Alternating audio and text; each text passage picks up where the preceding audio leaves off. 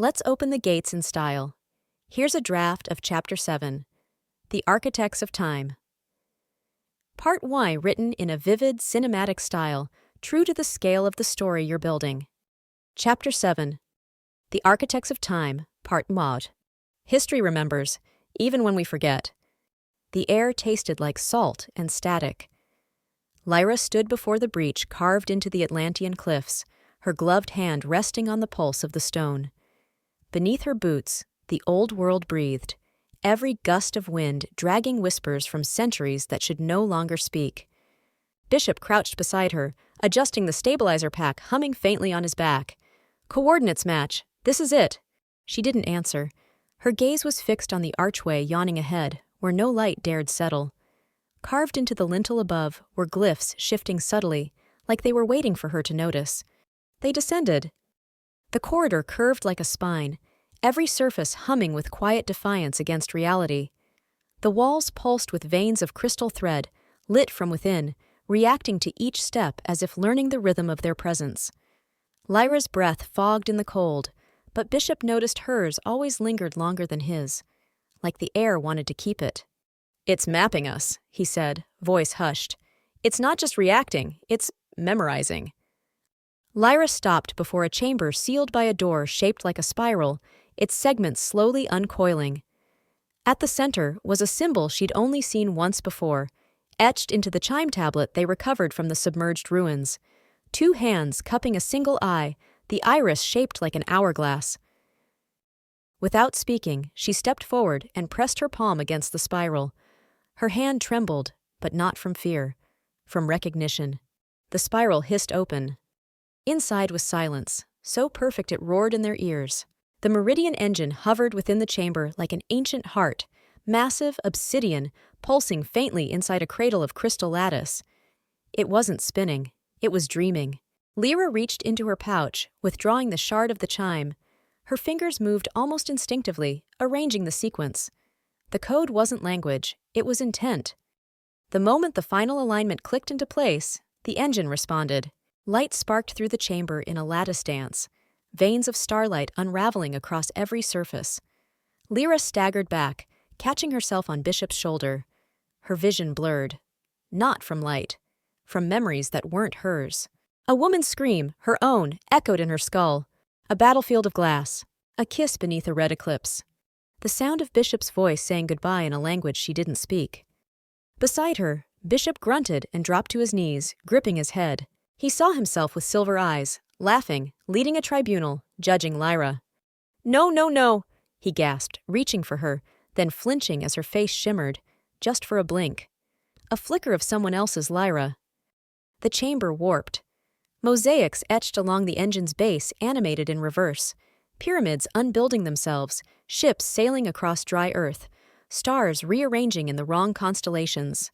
Then came the voice. Not aloud, not from the engine, from inside them both. "Welcome back, architects." A final pulse surged through the chamber. Their pupils shimmered with mirrored starlight, Lyra seeing a bishop who once betrayed her, and Bishop seeing a Lyra who died to save a stranger's life. They didn't speak. Couldn't, not yet. Because in that moment, they weren't just standing inside history. They were history. And it had just woken up. Chapter 8. Echoes of the Bloom, Part 2. Every version of me wanted to save him, even the ones that didn't know why.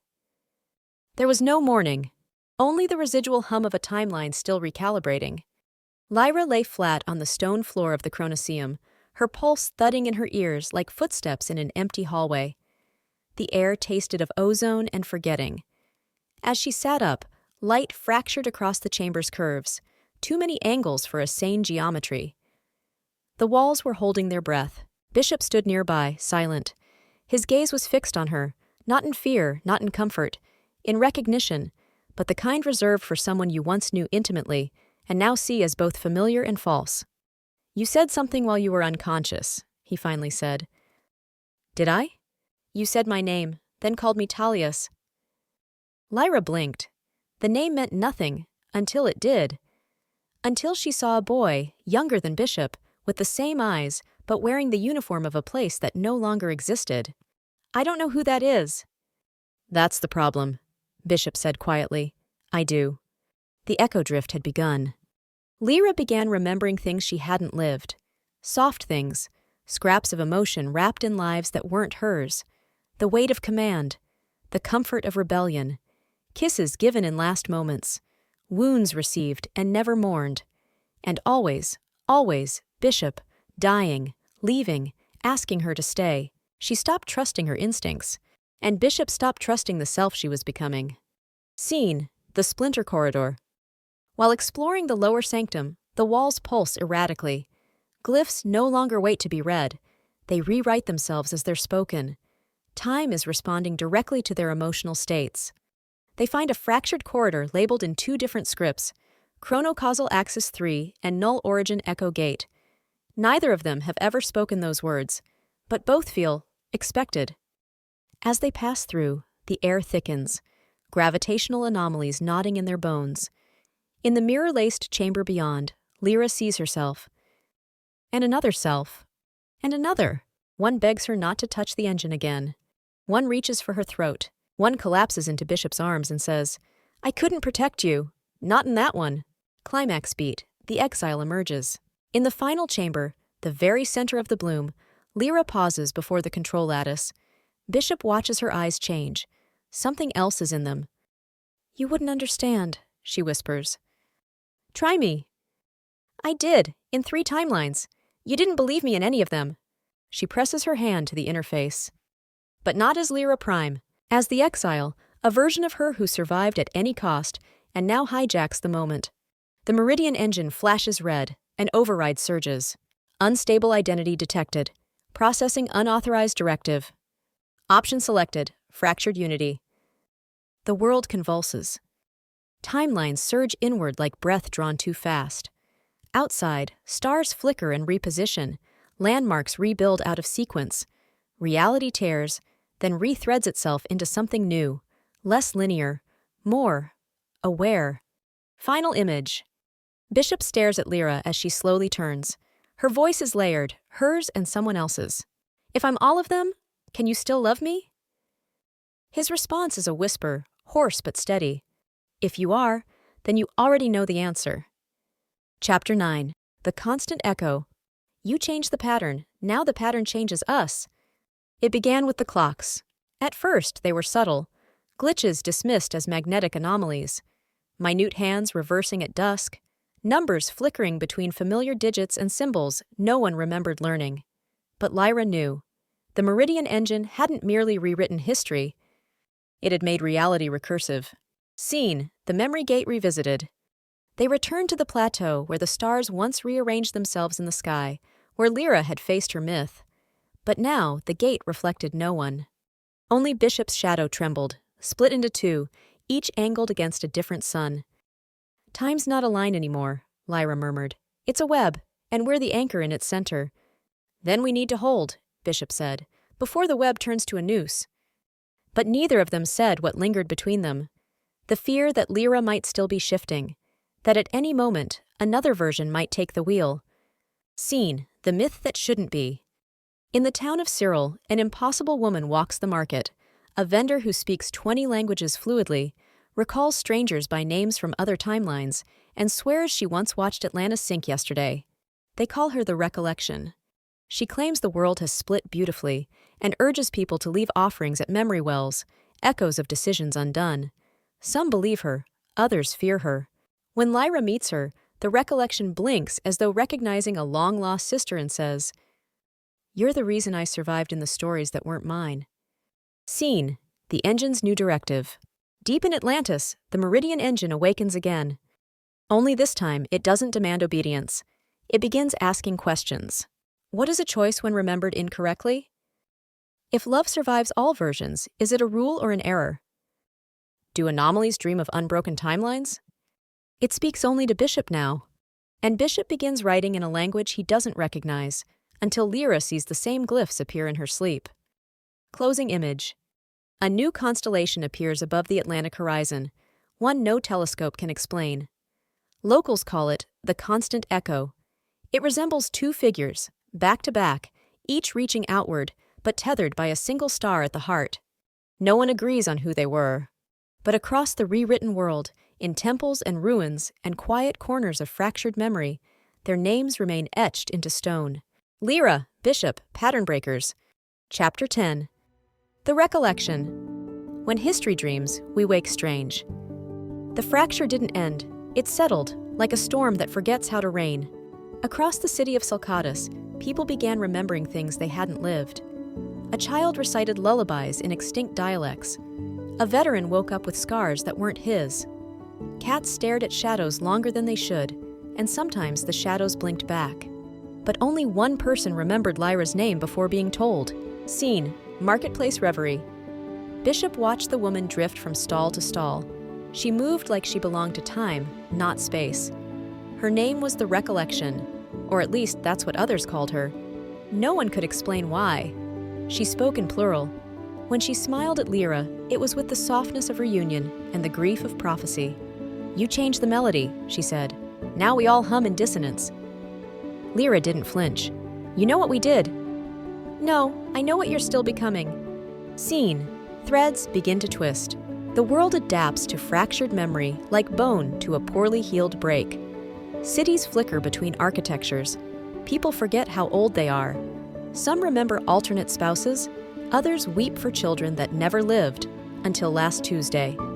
And amid it all, memory wells begin appearing. Hidden places where whispered thoughts echo, waiting to be reclaimed or cast off. Lyra kneels beside one. "What happens if I remember something I never lived?" The recollection stands behind her. "Then you become someone who could have. That's all any of us are now." Scene: Bishop's Awakening. Alone in the Meridian ruins, Bishop stares into the sleeping engine. Its surface now reflects possibilities, not people. "What are you waiting for?" he asks aloud. The engine pulses once. "The answer that breaks me." Moments later, Bishop sees not Lyra, but dozens of her, reflected in its obsidian heart. And they all whisper the same word: stay. His choice to remain by her side, through all shifts, has seeded something new. A stabilizing force within the chaos, emotionally recursive, logically immune. Love is no longer an anomaly. It's the center of calibration. Closing beat. That night, as stars realign in quiet rebellion, Lyra and Bishop sleep beneath the open sky. Neither speaks. But when they dream, it's the same dream.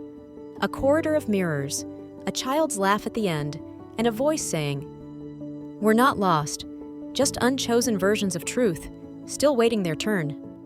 Chapter 11. A Scar in the Sky.